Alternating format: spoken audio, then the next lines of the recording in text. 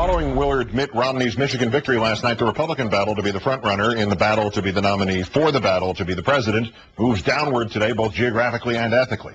In our fourth story tonight, South Carolina, the state that buried Senator John McCain's 2000 campaign under dirt.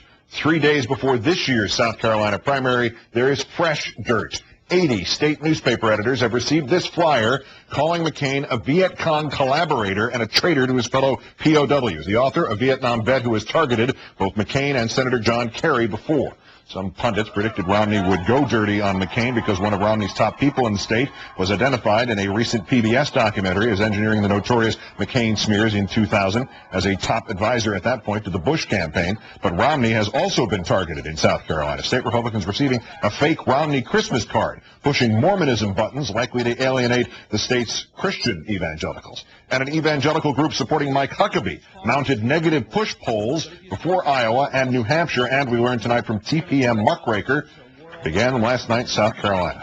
Scouring some of the South Carolina dirt for us tonight, MSNBC political analyst Jonathan Alter, of course, also senior editor at Newsweek. John, great, thanks for your time. Hi, Keith. 8 years later, and it's the same South Carolina? Not quite. I was down there in 2000 covering that. That was really disgusting politics, and John McCain came up against the Bush machine at its absolute worst.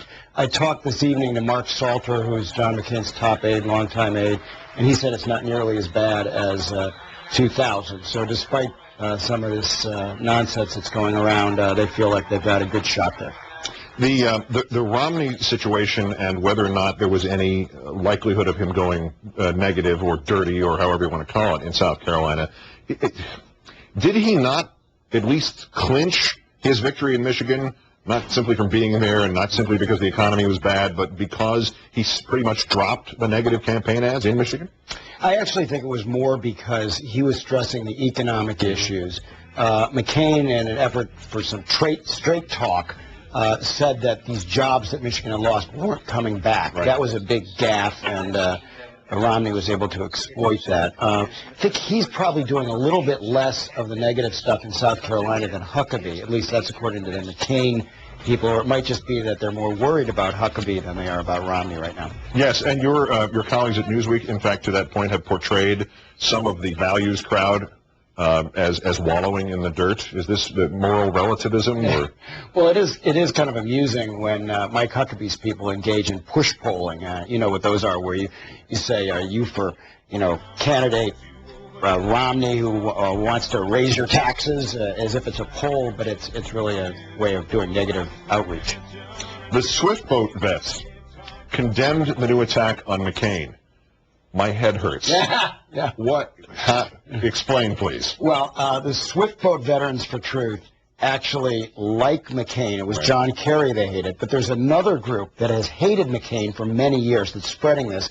And so they tried to pretend as if they were Swiftboat veterans, but if you look really closely on their logo, it says Swiftboat veterans. They don't want a copyright problem, and the original Swiftboat veterans are angry about this. And these guys, these characters who were involved in this, they actually got into a fist fight, one of them, with Mark Salter, McCain's aide, about 15 years ago when they tried to tell McCain to his face that he was a traitor, which he and his people didn't much appreciate. So this is the original Swiftboat veterans versus the Swift original vote. It's going to get to that stage.